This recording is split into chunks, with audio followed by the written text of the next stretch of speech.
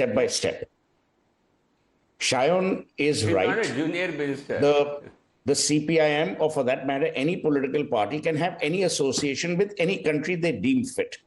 The point that you made, Navika, holds value because you do it at a time when our brave hearts have been martyred. That's a very serious issue, but the Communist Party has had links and very strong links with China and Cuba. I remember in the good old days when we were growing up in Bengal, Jyoti Babu would go for medical treatment to Cuba or to China. So I have no issues with that. I have 2 or 3 issues which I want to take up, drawn from even what Abhijit said. There is a clear violation of the sanctity of the media in India when the media in India chooses to be funded by an organized... 1 minute, Shayan, did I interrupt you? Let's be civil. Bangla bhalo kore আমরা এই ডিবেটটা করব, ঠিক আছে? এখানে এই পাড়া মস্তানি আমরা করব না. So, to come back to the point, these people always interrupt the young today. So I just want to go back to what Abhijit said. If the Enforcement Directorate had not launched an investigation, the substantive details of the New York Times article would not have appeared. A. B. So much for the free press. We in India are far too kind. I'll tell you why. The White House today has revoked the passes of 400 journalists in the United States. 400. This is the citadel of the so-called freedom of the press. Why? They've enumerated the reasons. The third to my mind is the agenda that was being propagated was clearly an agenda that did not have the interests of India at heart. You call it anti-national, anti-India, that's up to you to use sobriquets. My limited point is the Enforcement Directorate, who most people have abused, ad nauseum, did the investigation. Abhijit Iyer Mitra has read out the proof.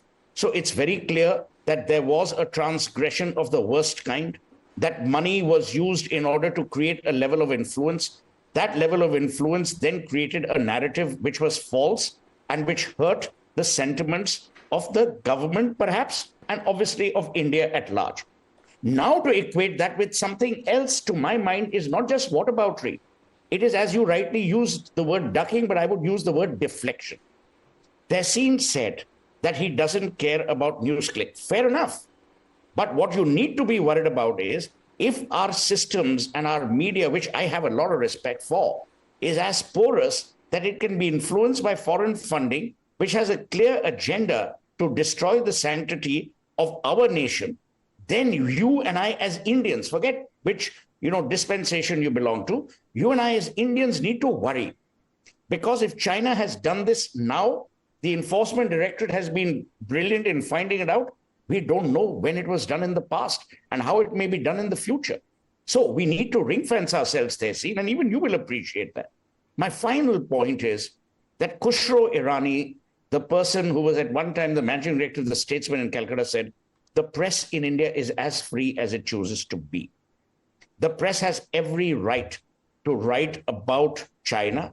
It has every right to write what it feels. But where there is funding, where you've taken money, it's cash for opinion. That is worrisome. An opinion per se is not a worry at all. But cash for opinions is worrisome because this agenda, Navika, and I'm saying this on your program, I said this earlier, if you remember, when the ED was being abused during Partha Chatterjee's time, saying they're not a caterer, they're an agency. My worry is as we run up to the Lok Sabha 2024 elections, there will be more narratives that will be virulent, that will be driven by lucre, by cash, and that will destroy the unified sanctity of our nation. And that is where the worry comes in. And that is where the worry, Suhel said, you